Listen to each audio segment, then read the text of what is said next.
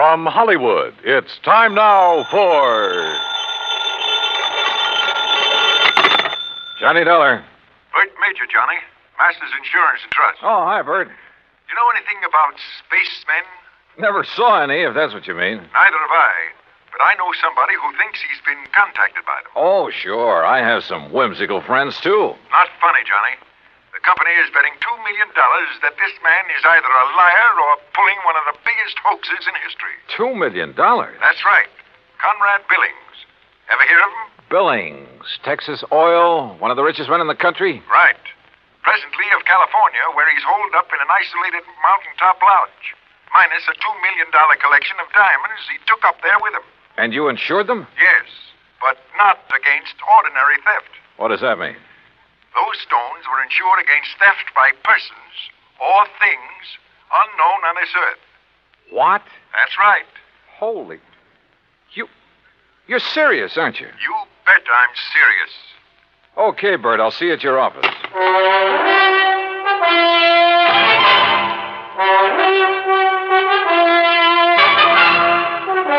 Bob Bailey in the exciting adventures of the man with the action-packed expense account. America's fabulous freelance insurance investigator. Yours truly, Johnny Dollar. And now, Act One of yours truly, Johnny Dollar.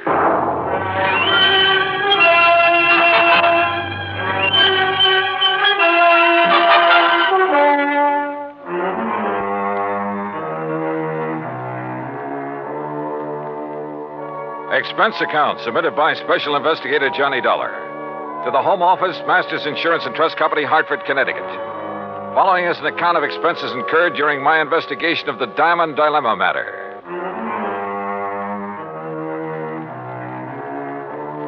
Expense account item 1, $3.20 for a taxi to the office of Bert Major.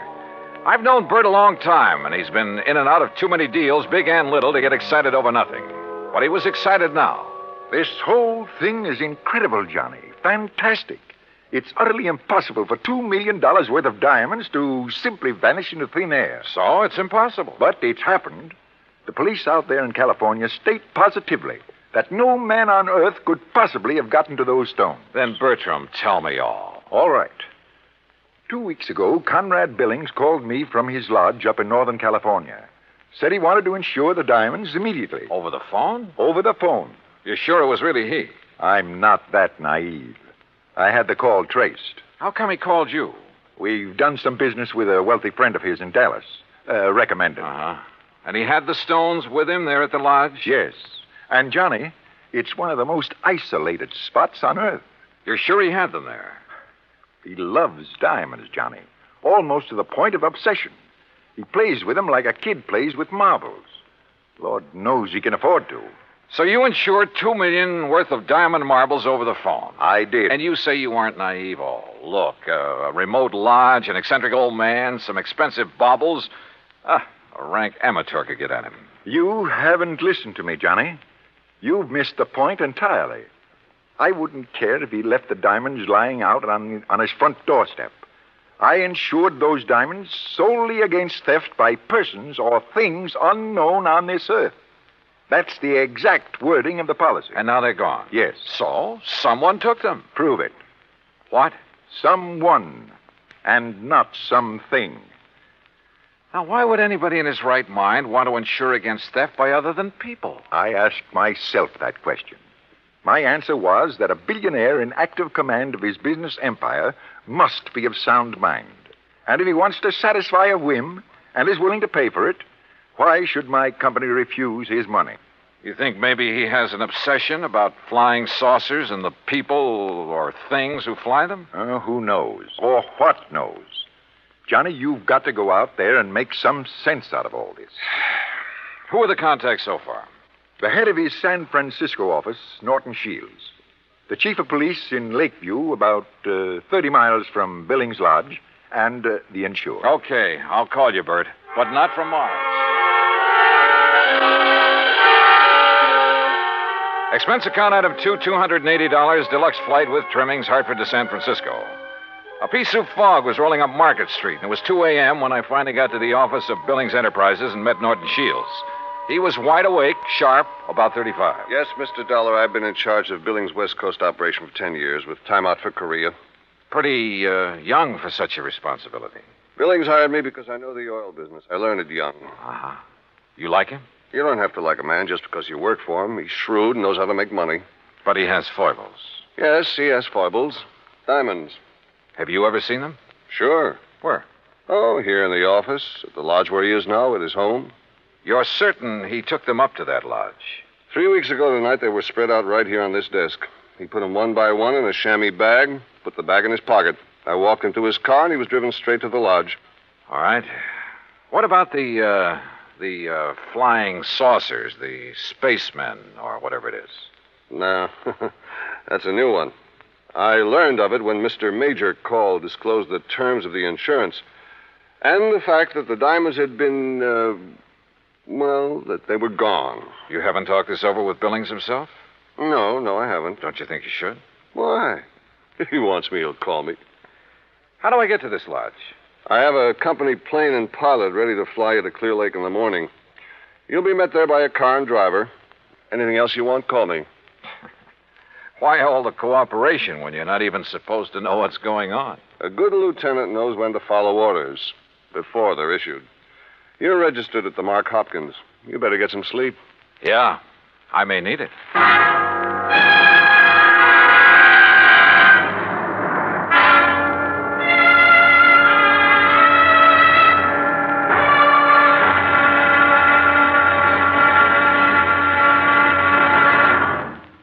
Act Two of yours truly, Johnny Dollar, in a moment. And now, Act Two of yours truly, Johnny Dollar, and the Diamond Dilemma Matter.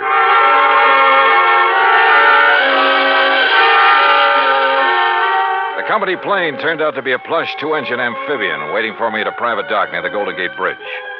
The pilot introduced himself, and we headed due north up San Pablo Bay and then northwest past the Valley of the Moon. Then, a few minutes later, we glided in for a landing on Clear Lake, the largest body of water in the state of California. There, I was met by a car and a driver as promised.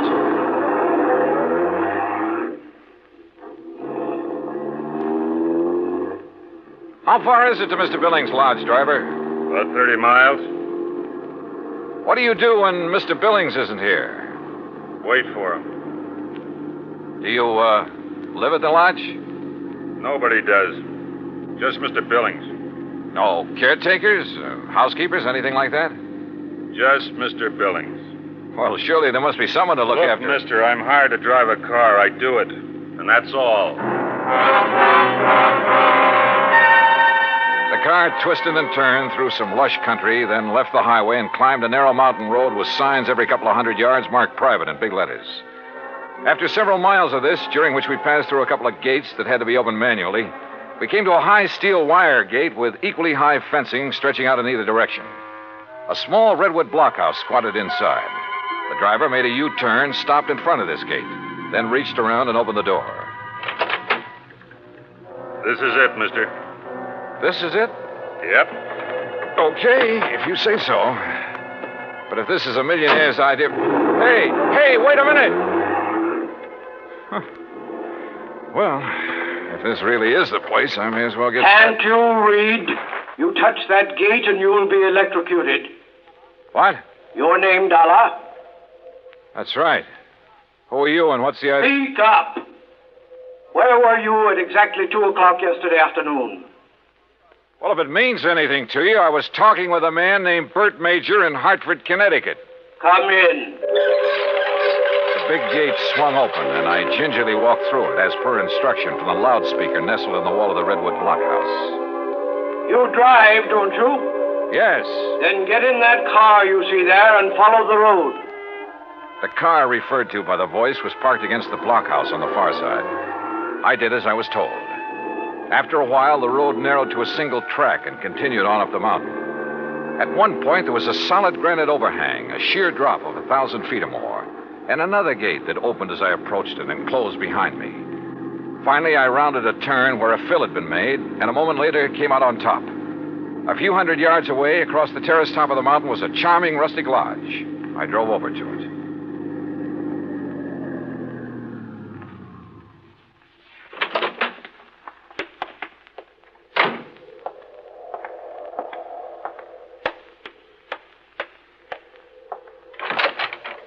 Good morning, Mr. Dollar. Mr. Billings? Come in, come in. Hearing about this man was strange enough. Seeing him was even more of a shock. About 5'2", flashing gray eyes, bullet bald. He was wearing a baggy old jacket that hung nearly to his knees. This way. I want you to see my view of the lakes below. Well, Beautiful. what was that? I said beautiful. Yes, it is. Now, Mr. Major has informed you of the insurance on my diamonds, which disappeared 2 nights ago. Yes, sir. He told me that. Speak up. He told me you insured $2 million worth of diamonds against theft by persons or things unknown on this earth. Exactly. And I wish to collect from your company on that basis. Well, Tell me, where did you keep them? Right here on this table in front of the window, right here. You mean to say you didn't lock up such valuable property? Mr. Dollar, let me show you something. Look here, on my control panel. Do you recall the series of gates you pass through after leaving the main road? Yeah, very well. Well, by means of my electronic devices, I followed your progress every inch of the way. Well, I'll be darned. I watched your arrival at the main gate on this video screen. Ingenious, eh? That's putting it mildly. What did you say? I say that's putting it mildly. Yes. As I'm sure you noticed, this mountaintop is completely encircled by a 12-foot electrified fence. Between it and the inner fence is a maze of photoelectric cells. This panel controls floodlights with which I can cover every inch of ground between the 2 fences. These viewers are geared to the floodlights. All of this equipment is automatically activated on contact. In short, Mr. Dollar, I can detect and follow any person or thing which moves through or between these 2 fences. Anyone who knows electricity could cut your fences and come right on up the road. I did not say this mountaintop was impregnable. I said no one could reach it without my knowledge. Why did you take out such limited insurance on your diamonds, Mr. Billings? I've made my money by leaving nothing, absolutely nothing, to chance. Now that man has projected objects into outer space, it is reasonable to assume that other planets may be ahead of us in technical endeavors. Diamonds would be of tremendous value to an unknown civilization. Well, look, how do I know this is not just an elaborate scheme to collect $2 million? A fair question, Mr. Dollar. What would prevent you from hiding those diamonds somewhere on this mountain? I should consider that question an affront to my integrity, but under the circumstances, I do not. I simply defy you to find them. Then what's your explanation of their disappearance? I have none. And unless you find one, I intend to collect from your company under the terms of the policy.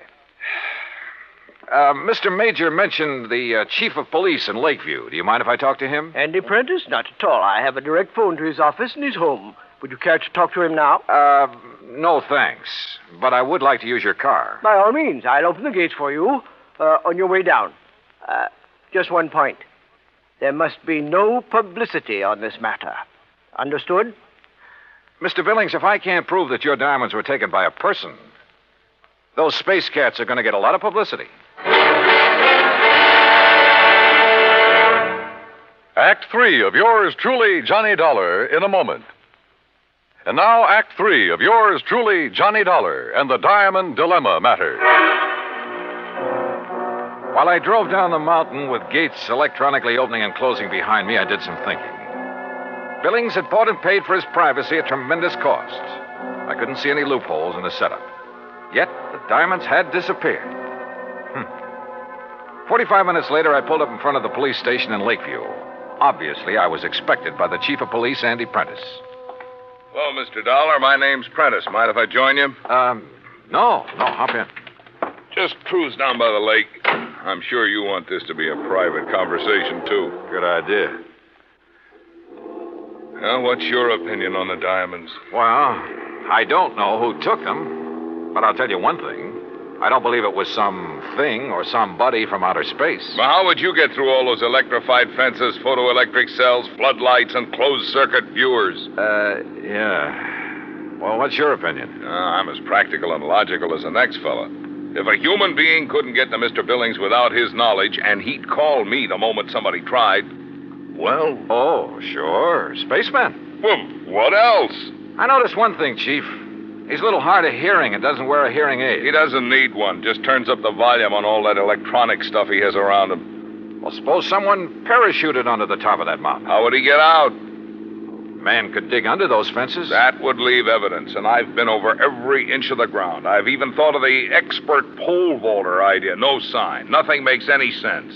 Yeah, I see what you mean. How about a ride in Billings' private plane? I'd like to take a look at that mountain from the air. I don't know what good it'll do you, but I'll go along. Well, maybe there are spacemen. But I still don't believe it.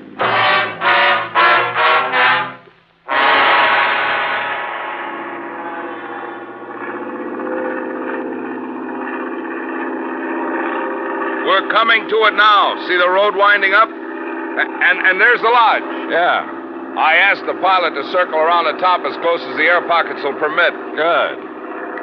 Chief, have the pilot drop down just below the top and steer a course between the two fences all the way around. Whatever you say. Oh, pilot! For the next few minutes, I studied the top of that mountain from all possible angles. The road leading up to it, the terraces, the lodge itself. Suddenly, an idea hit me. And a few minutes later, I left a somewhat puzzled chief of police at the landing dock on Clear Lake. An hour later, I was explaining who I was and what I wanted to do to a somewhat incredulous captain of police at San Francisco's International Airport. I finally convinced him I wasn't out of my mind, and he reluctantly agreed to cooperate. Then, about dusk, I found myself exactly where I wanted to be, on top of Billings Mountain, calmly walking toward the lodge.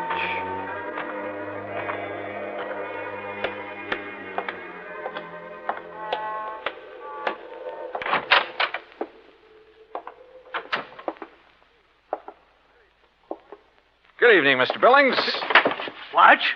I said good evening, sir. Mr. Dollar. Why, I don't understand. See? No spacesuit. Why, I can't believe it. How did you do it? How did you get here? The same way as the man who stole your diamonds. But this is impossible. Impossible. My electric system gave me no warning. That's because you have it located in the wrong place. What? It's in the two fences and between them halfway down the mountain. Above them, there is one level spot 50 yards across that isn't covered by your automatic whistles and bells. But it isn't, it's not necessary. Wrong. It's just big enough for a helicopter, which is waiting for me out there right now. A helicopter? You didn't see us because we came in and landed below your line of sight. You didn't hear us because you don't wear a hearing aid. I can't believe it. But you must be right. And you'll have to agree that your diamonds were not stolen by persons or things unknown on this earth. The terms of the policy. Of course, I disallow all claim, but Good.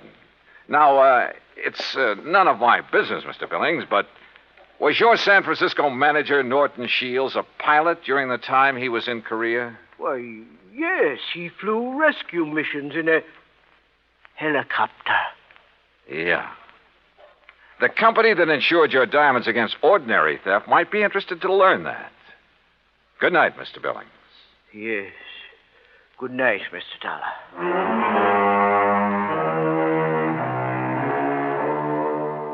You know, in some ways, I felt sorry for him. He'd spent millions of dollars to insure his diamonds and his privacy. Came a real showdown, and it turned out he had neither. Oh, he'll get his diamonds back, sure, and probably buy some more. But privacy, with or without money, is a pretty hard thing to come by. At least in this man's world. Expense account total, including incidentals and transportation back to Hartford, $284.30. Yours truly, Johnny Dollar.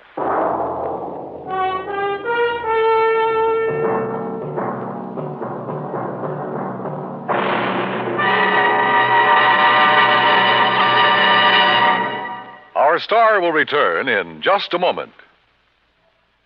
Now, here is our star to tell you about next week's story. Next week, a moth, a tiny moth, solves a case involving our national security. Join us, won't you? Yours truly, Johnny Dollar.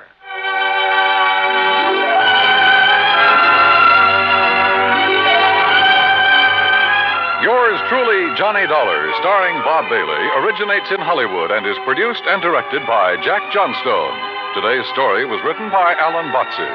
Heard in our cast were Edwin Jerome, Paul Dubois, Frank Gerstle, Junius Matthews, and Marvin Miller.